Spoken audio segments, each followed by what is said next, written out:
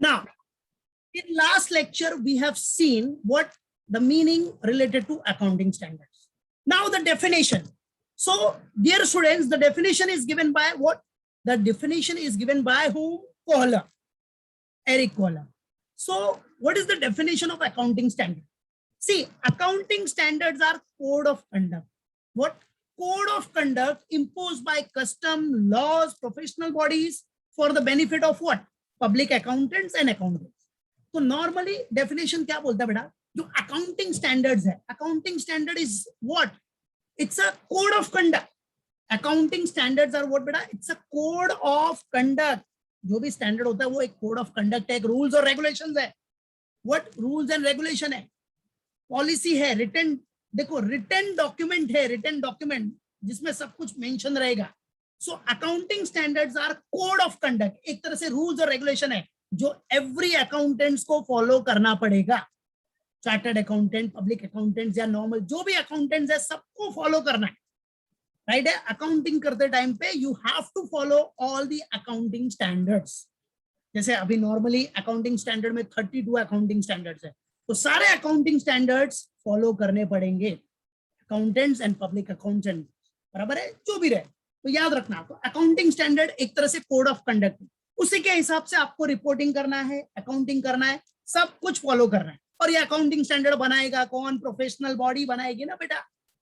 मालूम पड़ा? अब प्रोफेशनल बॉडी में मेन कौन है? ICAI, institute of chartered accountant of India. वही मेन है ना बेटा. वही सब क्या करेगा बेटा? सब गाइडेंस करेगा, इशू करेगा. और ICAI, जो ICAI है वो स्टैंडर्ड बनाने के लिए एक बोर्ड सेटअप करता है, बोर्ड जिसको बोलते हैं अकाउंटिंग स्टैंडर्ड बोर्ड. वो बोर्ड का पूरा काम ही है कि अकाउंटिंग स्टैंडर्ड बनाना, क्या अपडेट्स आ रहा है. जैसे अभी अकाउंटिंग स्टैंडर्ड में IND-AS आया, IND-AS, IND-AS. ठीक है, अभी IND-AS फॉलो हो रहा है, बड़ी बड़ी कंपनी को फॉलो करना पड़ रहा है नॉर्मली. ठीक है, IND-AS. और ये IND-AS मतलब पूरा ग्लोबल लेवल के कंपैरिजन में, इन कन्वर्जेंस ऑफ ग्लोबल लेवल, जो ग्लोबल लेवल पे चल रहा है उसको फॉलो करके ये IND-AS बने. राइट? सो जो भी अपडेट्स है वो अपडेट्स के हिसाब से पूरा क्या होता है बेटा? फ्रेमिंग होता है. वो आपकी जो प्रोफेशनल बॉडीज है वो अकाउंटिंग स्टैंडर्ड उसके हिसाब से फ्रेम करेंगे. सो याद रखो बेटा, अकाउंटिंग स्टैंडर्ड्स आर व्हाट?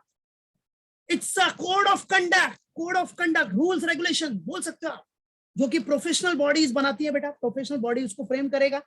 किसके लिए? For the benefit of accountants के लिए, जो पब्लिक अकाउंटेंट्स है, अकाउंटेंट्स, ताकि सब लोग एक समान, बोलते ना, यूनिफॉर्म प्रोसीजर फॉलो करें.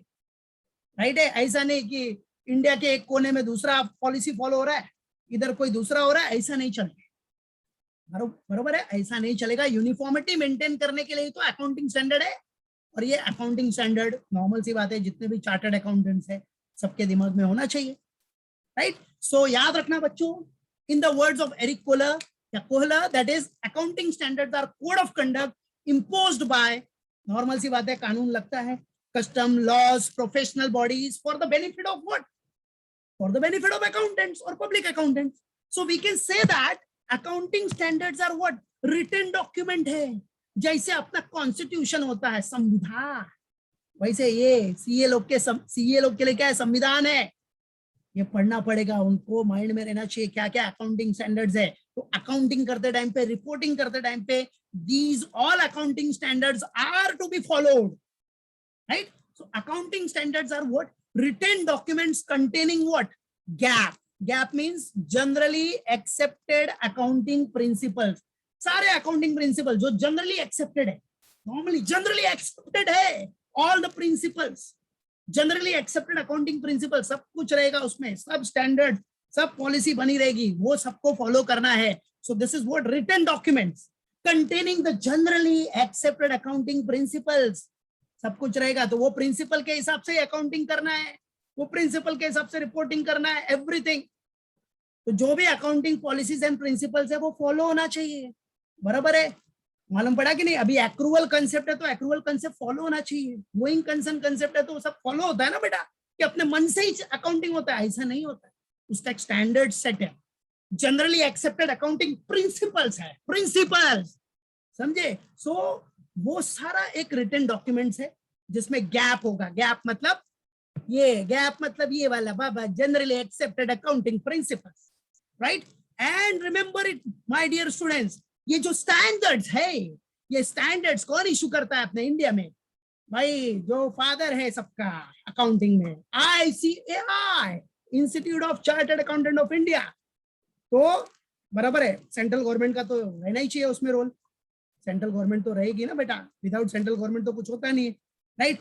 तो सेंट्रल गवर्नमेंट से परमिशन लेंगे, सब कुछ बराबर है, सेंट्रल गवर्नमेंट अप्रूव करेगी, ICAI का पूरा रोल है। भाई ICAI तो एक नॉर्मल सी बात है, वो उसके पास पावर है, बट अब क्या गवर्नमेंट का भी इन्वॉल्व होता है, गवर्नमेंट का भी इन्वॉल्वमेंट होता है, राइट है कि हाँ इशू कर रहे हो, ठीक है चलो अप्रूव्ड, राइट।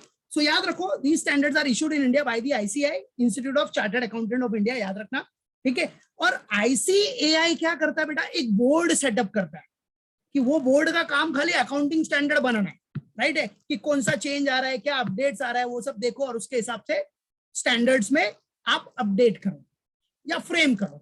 सो ICAI constituted ASB, accounting standard board बनाया उसने इन 1977 में, याद रखना, ऑब्जेक्टिव उसके लिए इंपॉर्टेंट है। ICAI ने कॉन्स्टिट्यूट किया था अकाउंटिंग स्टैंडर्ड बोर्ड इन 1977। इनका मेन काम ही क्या था, ASB का, अकाउंटिंग स्टैंडर्ड बोर्ड, नाम से ही मालूम पड़ता है accounting standard board means accounting standard बनाना, that's it.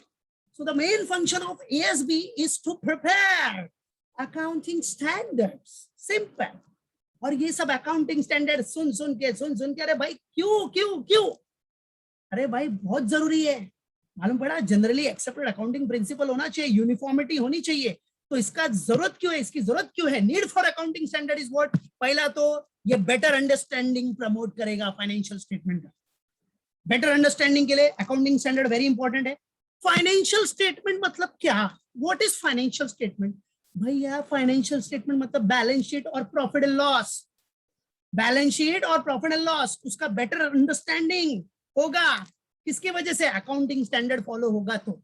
So it promotes, accounting standard promotes better understanding of financial statement, क्योंकि सारे स्टैंडर्ड फॉलो करके ही आपका स्टेटमेंट रहेगा भाई, स्टैंडर्ड फॉलो नहीं होगा तो नॉर्मल सी बात है बाबा, बहुत गड़बड़ हो जाए, हाँ बहुत गड़बड़ होगा, फिर बहुत सारा फाइन लगेगा, फाइन पेनाल्टी, बराबर है, लाइसेंस कैंसिल, एवरीथिंग, बहुत सारा लोचा हो जाएगा फिर, ठीक है। सो अकाउंटिंग स्टैंडर्ड्स का नीड है to promote better understanding of financial statement.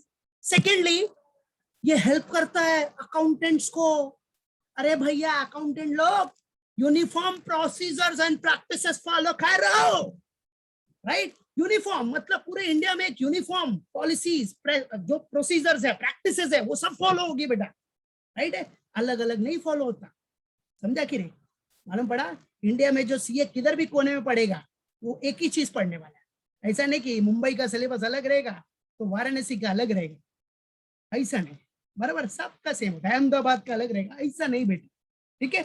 तो जो भी अकाउंटिंग स्टैंडर्ड है वो सब सेम है, राइट है, और ये अकाउंटेंट्स को हेल्प करेगा to follow uniform what procedure and practices, uniformity maintain रहेगा ना, सेम रहेगा, uniformity is to be maintain.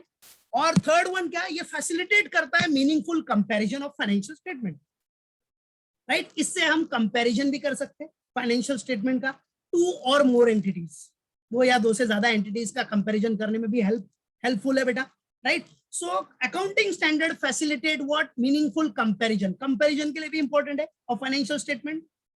और सबसे बड़ी बात, अकाउंटिंग स्टैंडर्ड रिलायबिलिटी इंक्रीज करता है, भरोसा कर सकते हैं, अकाउंटिंग स्टैंडर्ड फॉलो हुआ है तो बेटा हम भरोसा कर सकते हैं फाइनेंशियल स्टेटमेंट पे, रिलायबल है, yes we can trust on this financial statement, we can trust this financial statement, so enhance reliability of financial statement, ये फाइनेंशियल स्टेटमेंट की रिलायबिलिटी मेंटेन करता है, इनहेंस करता है।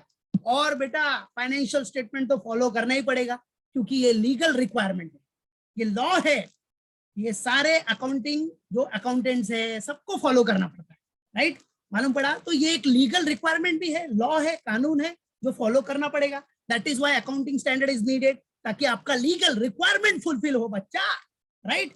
अब ये अकाउंटिंग स्टैंडर्ड्स में देखो, IFRS याद रखना, इंटरनेशनल फाइनेंशियल रिपोर्टिंग स्टैंडर्ड, मतलब ये ग्लोबल लेवल का हो गया। अभी अकाउंटिंग स्टैंडर्ड इंडिया में फॉलो होता है, बट IFRS है वो पूरा इंटरनेशनल ग्लोबल लेवल पे accepted world wide, accepted what, world wide to improve financial reporting internationally, ताकि इंप्रूव हो फाइनेंशियल रिपोर्टिंग इंटरनेशनल लेवल पे. That is we can say that IFRS are issued by whom? International accounting standard board. ये कौन issue करता है बेटा? International accounting standard board, IASB. IFRS are issued bye international accounting standard board. और अपने India में ASB है, right है, जो बनाता है, और ICAI उसको इशू करेगा with the help of what, central government का परमिशन चाहिए, right. And IFRS is a set of international accounting standard. अब ये इंटरनेशनल लेवल का हो गया, दैट्स इट, बराबर है. जो भी इंटरनेशनल लेवल मतलब ग्लोबल लेवल का हो गया बेटा, ये पूरे वर्ल्ड वाइड एक्सेप्टेबल है, और इससे इंप्रूव होगा क्या? Financial reporting internationally. तो इसमें जो भी types of transaction and events रहेगा, जो भी रिपोर्ट होगा, वो एक्सेप्टेड वर्ल्ड वाइड.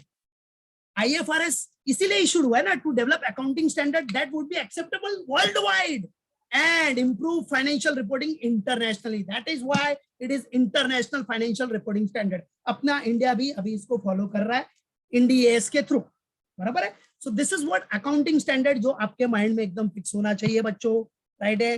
शॉर्टकट में रिव्यू करा है, एकदम मस्त, ठीक है.